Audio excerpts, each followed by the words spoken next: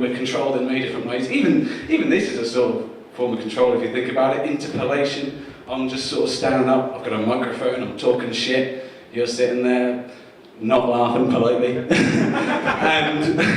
and, yeah, that's a form of control. You're sitting, you're listening to, you're recognising yourself as my collective audience.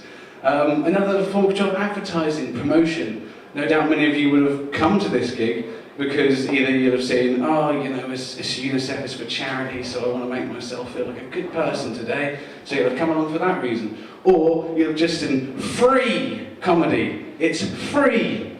Beautiful thing about doing a free gig is there's no pressure on me whatsoever. If I come up and I do a fantastic job, great, lovely job. You got it for free, you think, great, I saw that guy for free. If I come up here and I do shit, you got what you paid for. No skin off my nose. Deal with it, motherfuckers. So I study media. So film and television here at university. Media is obviously another big sort of form of control. The other day I was sitting reading the paper and I saw the Greek bailout when we gave them all that money because they were doing shit. So I read the news, and this was ages ago, but it got mentioned again, and I made me think, why do they always mention it again and again? They're sort of trying to drill this sort of racial stereotype into our head. Greeks are bad with money. Greeks are bad with money. Drilling it into your head slowly. And I think that's obviously it's ridiculous. That'd be a ridiculous racial trait. You couldn't just be bad with money because of what race you are. But then I'm sat down and my housemate walks in, and my housemate, who is Greek, the first thing he says is, "Can I borrow a tenner?" And I think, well, this isn't the first time this has happened either. Maybe there is a link. So I've not been able to get it off my mind. I've been thinking about it. I've been researching Greeks and thinking about it. Didn't they invent the Olympics? Wouldn't you ask for a couple of quid if you invented the Olympics? I fucking would. Definitely.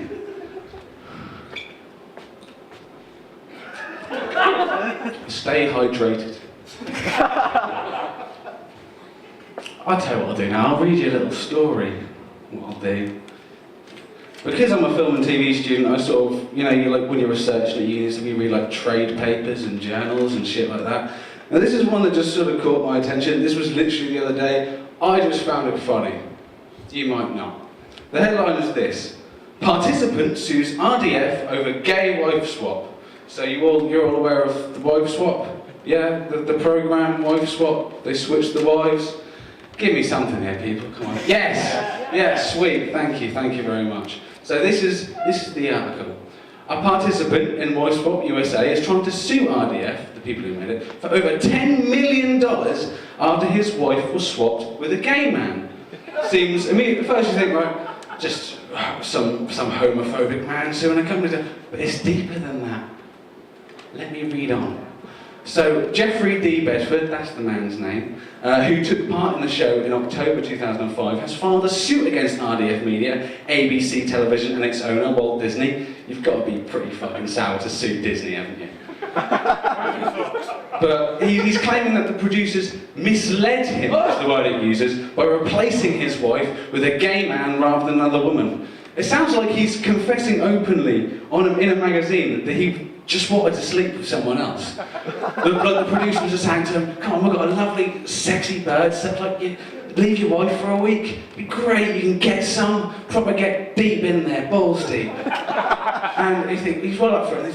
There's a guy, I'm heterosexual, what the fuck am I gonna... So he's gutted, right?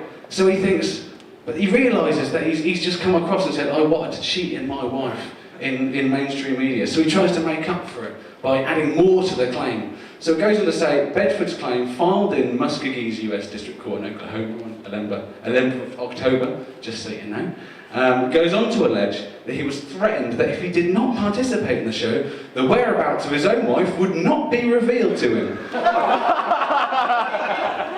Kidnapping! Disney kidnap people!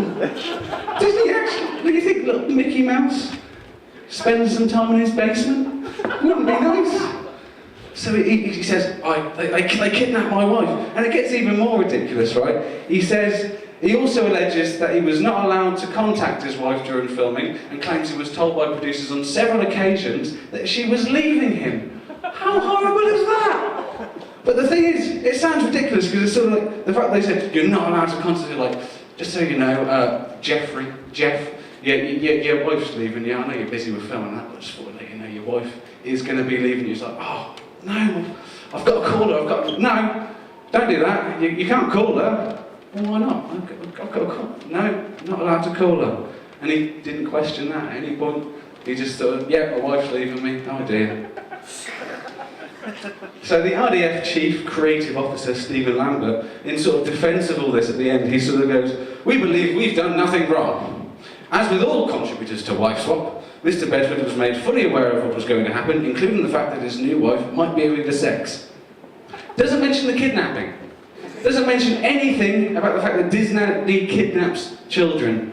Not children, it was his wife, wasn't it? Don't know why I said children. Maybe that happens as well. Think about it, watch them, we've got to keep watching them. Thank you very much, good night.